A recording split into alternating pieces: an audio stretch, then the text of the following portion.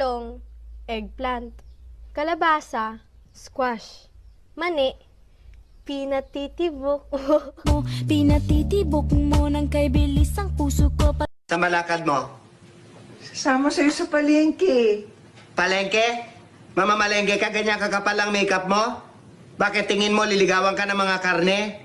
Tingin mo sisipulan ka ng mga isda? Kung ganyan itsura mo, wag ka na lang 5 plus 6. 10. 5 plus 16. Ilan ba? 11. O ilang ang kulang? Isa. O isa lang wrong ko. Mali eh, mali. Yung love ko kasi sa'yo parang biro eh. Bakit? Wala, kaso napikon ako kaya sineryoso ko. Ay, favorite subject mo ba yung geometry? Bakit? Eh, kasi kahit anong angle, ang cute mo eh. Magka-computer po kayo? Ay, hindi, magba-badminton. Computer shop to, di ba? Natural, di magko-computer. 30 minutes lang po. Ay, talagang tanungin ako, mukha bang 30 minutes lang kaya kong bayaran? Di ba ako pwedeng magbayad ng buong maghapong magdamag? Dali, wala ka bang magawa? Bakit? Bakit di mo ako subukang mahalin?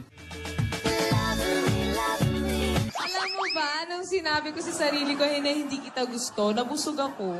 Bakit? Eh, kasi kinain ko rin yung sinabi ko eh. Bili po ng toyo. Wala, sa kabila meron. Itlog na lang po. Wala nga, doon ka sa kabila. Si Pers na lang nga, baka wala pa rin. Sa kabila nga meron. Anak ng patay, magsarado na kayo. Visit ka, hardware to, hardware. Yung relationship namin parang guma. Ito siya. Ito ako. Bumitaw siya. Nasaktan ako. Masarap magmahal pag Bumangon ka na dyan at kumain ka na, ha? Paano ko gagaling yung kung wala laman ang tiyan mo? Nay, wala po akong gana, tsaka nahihirapan akong lumunok eh. Sumubok ka kahit 3 kutsara lang, para makainom ka ng gamot at magkalaman yung tiyan mo. Nabi ko na nga nahihirapan akong lumunok eh. 3 kutsara pa talaga. Boy, di ba nag-email ka? Sasabihin lang natin yung mga sinasabi sa email. Una, si Hilda. The real warrior is here. Bruno. Hey, very nice kick. Give me the ball. Laila. Janelle. Mahal ka ba? Siguro mahal, pero hindi mahal na mahal.